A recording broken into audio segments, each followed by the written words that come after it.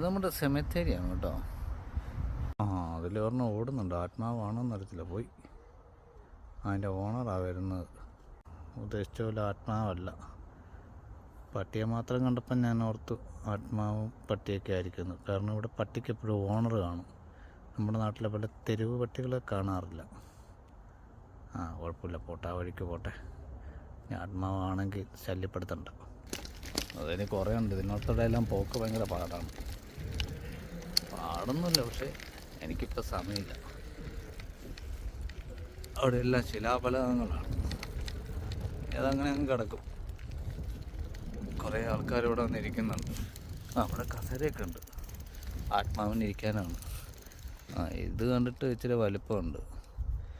ഇവിടെ ആത്മാക്കളുടെ നേതാവാണെന്ന് തോന്നുന്നു. ഉണ്ടോ? അതൊരു മരം. ഇവിടെ മാവ് ആലുമൊന്നും കാണുന്നില്ല. ഇവിടെ യക്ഷികൾക്ക് ഇരിക്കാൻ പ്രത്യേക സ്ഥലമില്ല. പാലയൊന്നുമില്ല, കാണുന്നില്ല. പനയില്ല. വേറെ എവിടെയാണ് ഇരിക്കുന്നതെന്ന് അറിയത്തില്ല. ചുറ്റുവട്ടത്ത് വീടുകളൊക്കെ ഉണ്ട്.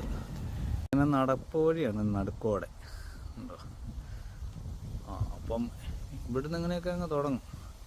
ഇപ്പം അങ്ങ് താഴേന്ന് ഞാൻ കയറി വന്നത്. ഇപ്പം താഴെ പ്രാർത്ഥിക്കാൻ വന്നതാണ്.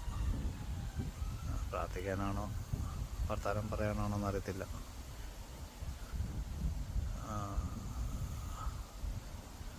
ആരെ എറിയുന്നുണ്ട്. ഞാൻ അവിടെ ഉണ്ടായിരുന്നു. കൂടെ ഒരു പട്ടി ഉണ്ടായിരുന്നു. ആ പട്ടീനെയാണ് എറിയുന്നതെന്ന് അറിയത്തില്ല. ഇനി ആത്മാക്കളെ കണ്ടിട്ട് അവരോട് സംവദിക്കുന്നതാണോ എന്നും അറിയത്തില്ല. ഇവരങ്ങെത്തി. നടന്ന് സമ്മതിച്ച് എത്തി. സമയമില്ല, പോട്ടെ.